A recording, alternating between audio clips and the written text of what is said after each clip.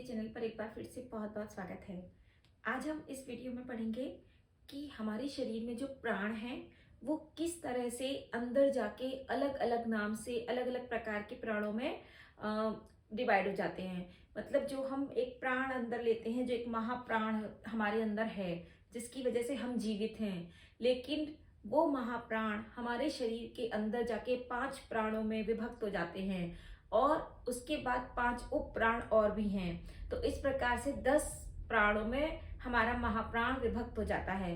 तो वो 5 जो पंच प्राण है, पंच प्राण का जो कॉन्सेप्ट है, पंच प्राण का जो रहस्य है, आज हम वो आपको इस वीडियो में बताएंगे।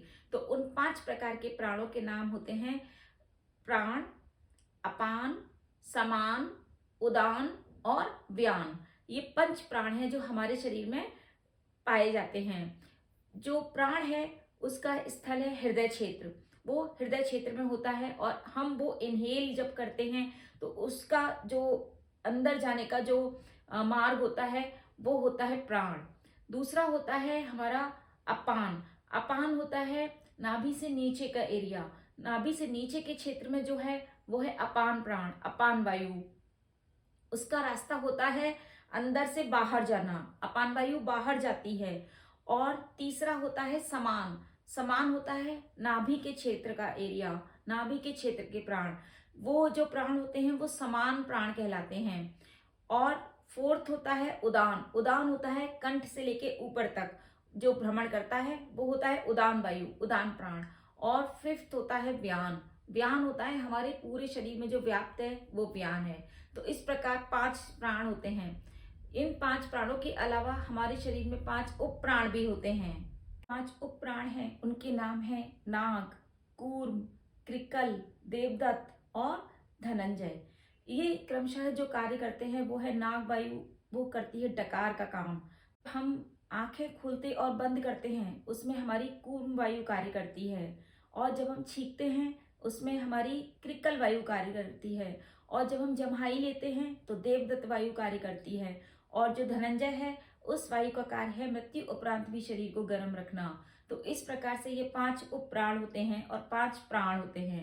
तो इन 5 प्राण और 5 उप प्राण को मिलाकर हमारे शरीर में 10 प्रकार के प्राण होते हैं। और इन 10 प्रकार के प्राणों से हमारा शरीर में जो प्राण शक्ति है वो इन्हीं सब प्राणों को मिलाकर रहती है। तो हमें अपने इन सब प्राणों की वायु को संतुलित रखना चाहिए और संतुलित रखने के लिए हमको प्राणायाम का अभ्यास करना चाहिए। अगर हमारी ये वायु बिगड़ जाती है, अगर उदान वायु बिगड़ जाती है या अपान वायु बिगड़ जाती है या प्राण वायु बिगड़ जाती है तो हमारे जो स्वास्थ्य है या जो हमारी पूरी शरीर की प्रक्रिया है वो सब पूरी डिस्टर्ब हो जाती है और उन सबसे बहुत तरीके के हमारे अंदर रोग आ जाते हैं। तो हमें अपने इन सभी प्रकार के प्राणों को हमेशा ही सही रखना चाहिए और संतुलित रखना चाहिए। इन सब प्राणों को संतुलित और सही रखने के लिए हमको नाड़ी शोधन, अनुलोम विलोम और उज्जाई प्राणायाम और भस्त्रिका प्राणायाम, इन सब प्राणों का अभ्यास हमें नियमित तौर पे करना चाहिए। अगर हम इन सब प्राणों को सही रखना चाहते हैं तो हमें ये सब जितने भी प्राणायाम है वो करने ही करने हैं। हमारी कोई चॉइस नहीं है इसमें, वो मस्ट है करने। अगर हम वो सब प्राणायाम का अभ्यास करेंगे तो हम अपनी इन प्राणवायु को हमेशा सही रखेंगे। और अगर ये प्राणवायु हमारी बिगड़ी तो हमारी सेहत बिगड़ेगी, हमारा स्वास्थ्य बिगड़ेगा और हमको कई तरह की बीमारियां घेरेंगी। तो हमको अपने जो प्राण हैं उनकी शक्ति बढ़ानी है, उनकी जीवनी शक्ति बढ़ानी है और वो प्राण सहित सुचारू रूप से कार्य करें। जहाँ पे जो प्राण का रास्ता है वो उसी में चले।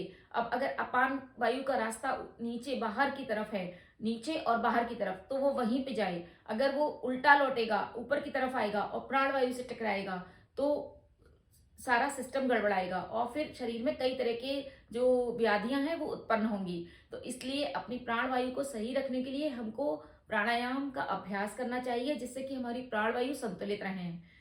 तो ये था हमारा पंच प्राण पर आधारित वीडियो। तो अगर आपको पसंद आए तो लाइक करिएगा, अगर कोई कमेंट हो तो करिएगा और अगर आपको लगे तो वीडियो को शेयर करिएगा, चैनल को सब्सक्राइब करिएगा। थैंक यू सो मच, मिलते हैं नेक्स्ट वीडियो में।